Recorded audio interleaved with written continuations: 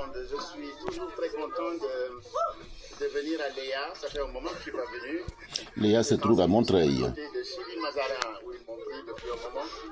Et je travaille beaucoup là-bas parce que madame a plus d'expérience, etc.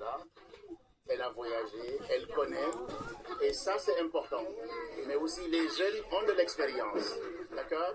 Alors l'interculturalité, je disais, mais pourquoi tu fais des études? C'était une fille. Et elle devait se marier, les mariages arrangés.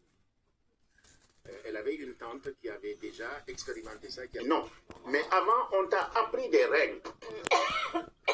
2 fois tu refuses, 3 fois on te frappe ciblé. Est-ce qu'on t'a frappé tout de suite?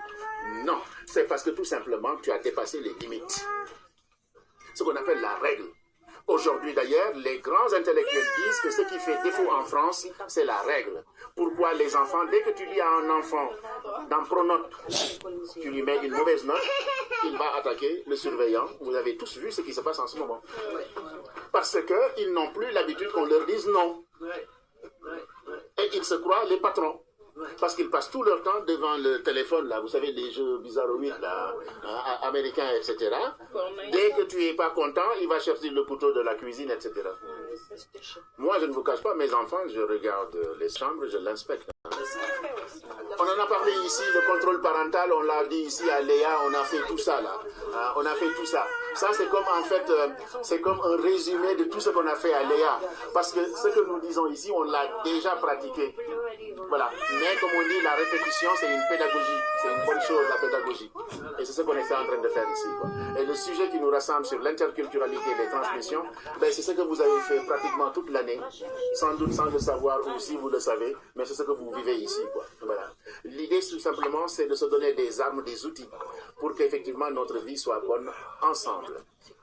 Et que nous puissions accompagner nos enfants pour qu'ils réussissent dans la vie. Voilà.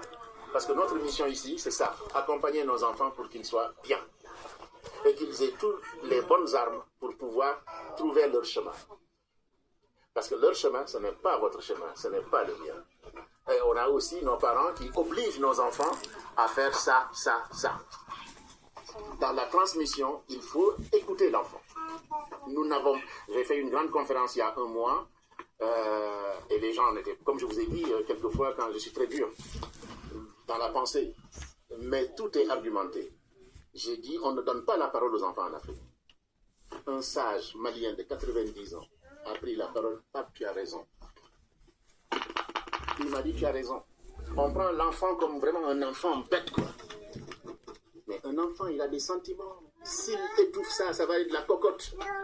Et la cocotte, que Dieu nous en garde. Parce que quand ça va exploser, tu ne sauras pas. Donc, discutons avec nos enfants, permettons à nos enfants de s'exprimer dans le respect.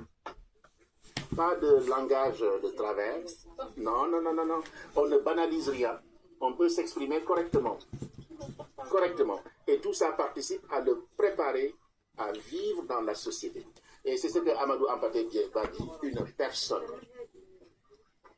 Former une personne. Former une personne. La personne, c'est celle qui va vivre avec tout le monde. Moi, quand j'ai fait le Japon, j'ai fait Tahiti, mais partout où je vais, je n'ai aucun problème. Aucun problème. Et je ne baisse jamais la tête. Jamais la tête. Mais quand vous dites qu'on laisse l'enfant s'exprimer, là, je pense que la moitié vient d'Afrique. Nous, on n'a pas eu, on ne s'est pas exprimé. Mais comment on peut faire en sorte que on va laisser notre enfant s'exprimer? Parce que déjà, nous, on est formateurs, on est conditionnés à ça. Vous avez parfaitement raison. Comment on va faire en sorte que renverser la chose, quoi? C'est tout simplement en s'essayant. Est-ce que vous pouvez répondre? Est-ce que vous pouvez répondre? Comment vous faites? Sa question est pertinente. Nous, on a été formatés. On a été formatés. Moi, pour moi, j'ai une grande fille de 15 ans. Je suis sa copine, je suis sa mère. Je suis comme ses collègues aussi de l'école. Donc, quand elle finit l'école, elle rentre, je lui demande ce qui s'est passé. Et des fois, je parle même des choses à moi, des problèmes en moi, pour qu'elle ait la confiance en moi aussi. Et elle, quand elle vient, elle m'appelle, peu importe, même s'il va chez ma soeur, peu importe la taille, elle me dit, j'ai un secret de vie. Donc, elle ne me cache rien, je ne sais pas, mais pour moi, elle, je suis sa copine. je suis sa meilleure amie, il va chez son père parce que je ne suis pas avec son père. Il va chez son père, quand il y a quelque chose qu'il cherche, il m'appelle, moi, maman, il y a ça.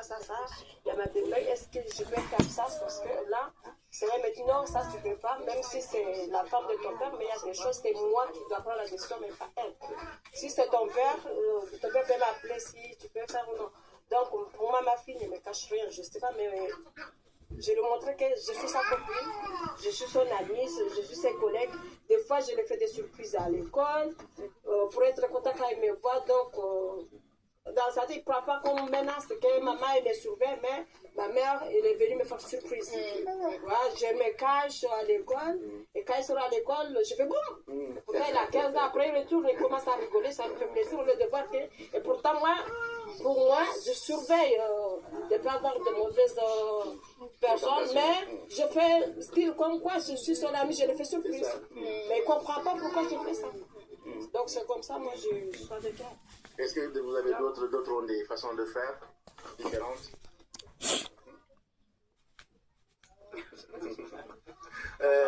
Il est vrai que nous avons été formatés. Ouais, parce que moi, je prends l'exemple de moi. Ce que j'aurais aimé que mes parents fassent, c'est ce que moi j'ai fait à ma fille. C'est ça. Tout ce que j'ai fait, c'est ce que moi j'aurais aimé que mes parents fassent. Parce qu'il y a des choses qu'on fait, mais on n'irait même pas que s'ils étaient là, on faisait. Donc, j'ai fait ça pour que mon enfant ne fait pas ce que moi j'aurais aimé que mes parents fassent. C'est ce que moi j'aurais fait. Tu vas t'apprendre les règles. Une fois, on te dit non. Mais avant, on t'a appris des règles. 2 fois, tu refuses. 3 fois, on te frappe ciblé. Est-ce qu'on t'a frappé tout de suite? Non. C'est parce que tout simplement, tu as dépassé les limites. Ce qu'on appelle la règle. Aujourd'hui d'ailleurs, les grands intellectuels disent que ce qui fait défaut en France, c'est la règle. Pourquoi les enfants, dès que tu dis à un enfant, dans Pronote, tu lui mets une mauvaise note, il va attaquer le surveillant. Vous avez tous vu ce qui se passe en ce moment. Parce qu'ils n'ont plus l'habitude qu'on leur dise non. Et ils se croient les patrons. Parce qu'ils passent tout leur temps devant le téléphone, là, vous savez, les jeux bizarroïdes, là, américains, etc. Dès que tu n'es pas content, il va chercher le couteau de la cuisine, etc. Moi, je ne vous cache pas, mes enfants, je regarde les... Ici, le contrôle parental, on l'a dit ici à Léa, on a fait tout ça, là. On a fait tout ça. Ça, c'est comme, en fait...